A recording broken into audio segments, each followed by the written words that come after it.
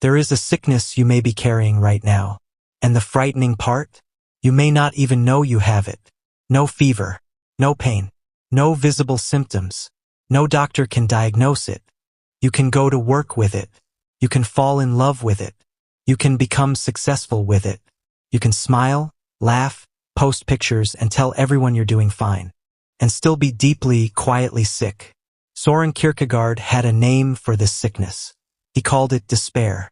But not the kind of despair you feel after a terrible week. Not sadness. Not failure. Not burnout. Something much deeper. The despair of slowly becoming someone you were never meant to be. And here's the disturbing part. Kierkegaard believed almost all of us experience it. Maybe even you. Think about your life for a moment. The career you're pursuing. The person you're trying to impress. The habits you've built. The opinions you defend. The version of yourself you've spent years creating. Now ask yourself one question. How much of this is actually you? And don't answer too quickly, because this is exactly where Kierkegaard begins. In 1849, he published a strange and unsettling book called The Sickness Unto Death, under the pseudonym Anticlimacus. The title comes from the Gospel of John, from the story of Lazarus. Jesus says that Lazarus' sickness is not unto death. Kierkegaard takes that idea and turns it into something far more disturbing. What if there is a sickness worse than physical death? What if you can be physically alive, while something inside you has stopped becoming? That, for Kierkegaard, is despair. But to understand despair, we first have to understand what he means by the self. And this is where his philosophy becomes difficult. He writes, "The self is a relation which relates itself to itself." Sounds almost meaningless, but the idea underneath it is surprisingly simple. You are not just your body. You are not just your thoughts. You are not just your job, your memories, your personality, or your social identity. You are the relationship between all of these things. You are caught between what you are now and what you could become, between reality and possibility, between limits and freedom, between the temporary life you're living and the deeper meaning you believe your life should have. The self is not a finished object. It is something you are constantly becoming. And despair begins when that relationship breaks. Imagine someone who spends 20 years building the life everyone else told them to build. They get the degree. They get the career. They make money. They get married. They buy the house. From the outside, everything looks perfect. Then one night, they're sitting alone in their room. And a question appears that they have been avoiding for years. Is this actually my life? Nothing has necessarily gone wrong. And that's what makes it terrifying. They aren't failing. They are succeeding at being someone else. This is what Kierkegaard is trying to expose. And he believed despair can take different forms. The first is the most common, and perhaps the most dangerous. The despair of unconsciousness. You don't even realize you're in despair. You simply follow the path in front of you.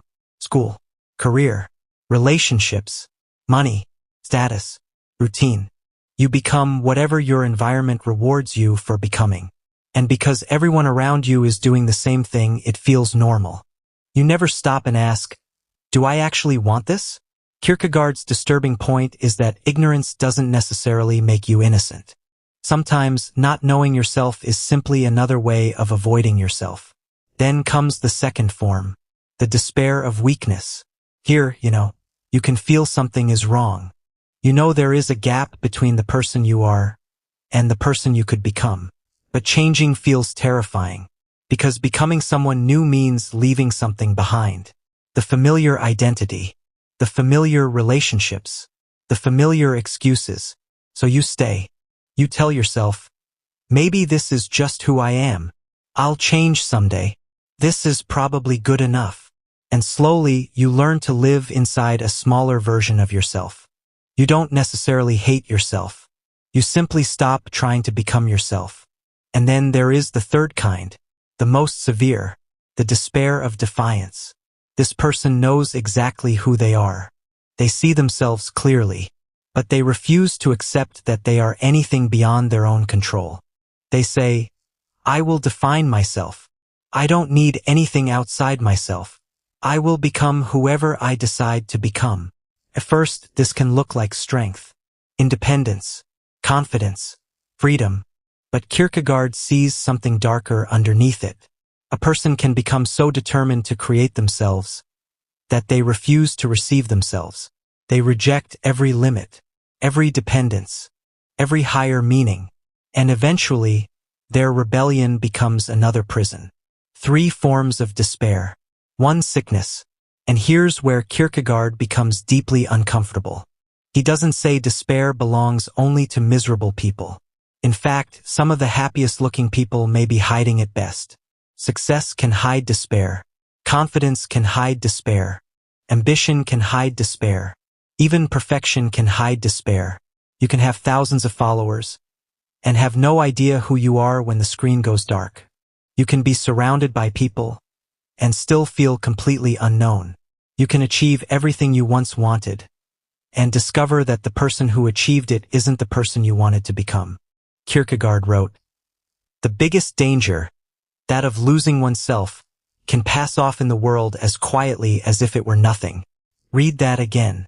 Losing yourself doesn't always look dramatic. Sometimes it looks like getting a promotion.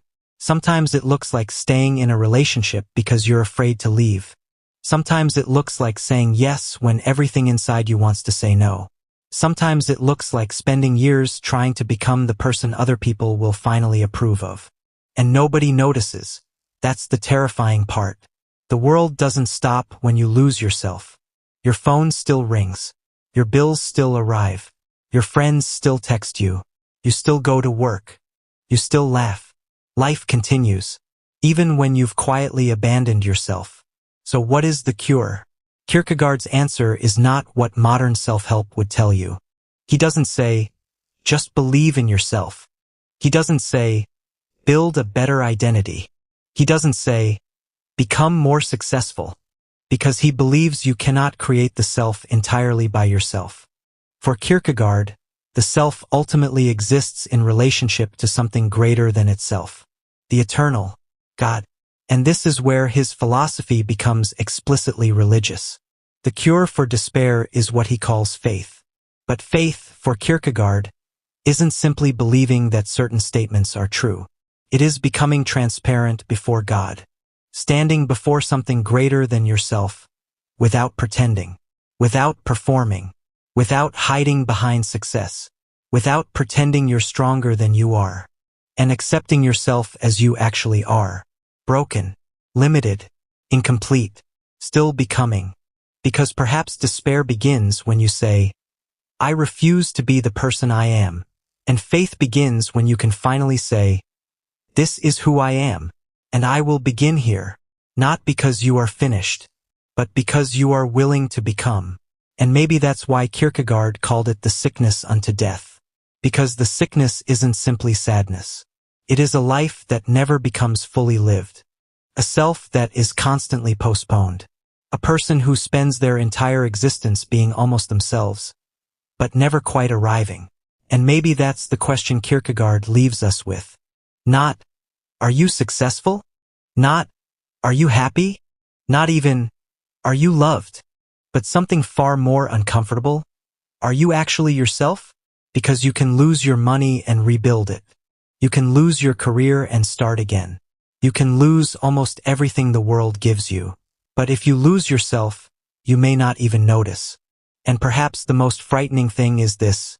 Nobody may come to save you. The world will keep moving. Everyone will keep telling you that you seem fine, and you might keep believing them. So tonight, when everything becomes quiet, ask yourself one question. Not who the world wants you to be. Not who your parents wanted you to be. Not who your friends expect you to be. Not even who you wish you were. Ask, who am I when nobody is watching?